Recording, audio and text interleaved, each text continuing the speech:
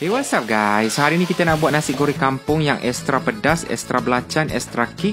First korang tumbuk 2 ulas bawang putih, separuh biji bawang merah, segenggam kecil ikan bilis. And then belacan ni aku bakar dulu. Belacan ni pun aku lebihkan juga sikit. And then kita tumbuk sampai dia lumat jadilah paste nasi goreng kampung yang best ni. Okay, first goreng telur mata, bagi dia garing kat bawah tapi lembik kat atas. And then gorengkan juga ikan bilis, angkat letak ke tepi. Barulah kita tumis barang yang kita tumbuk tadi tu. Siapa ada resedung macam aku memang menangis time ni. And then masukkan lauk ayam ataupun seafood. And then tambahkan nasi putih. Lepas tu letak sos tiram, kicap manis dengan sos ikan. Lebih kurang dalam setengah sudu macam tu lah. And then korang gaul sebati. Kemudian masukkan cili padi. Ni aku tumbuk lebih sikit nak bagi extra pedas. Baru masukkan kangkung. And then kita masukkan ikan bilis yang dah goreng tadi. Kalau korang nak adjust seasoning, boleh tambah MSG kalau korang nak. Lepas tu siap kita punya nasi goreng ni. And then makan dengan telur mata yang lembik kat atas tu. Akan keluar rasa kick pedas, kick belacan campur dengan telur yang creamy tu. Sangat sedap. Selamat mencuba.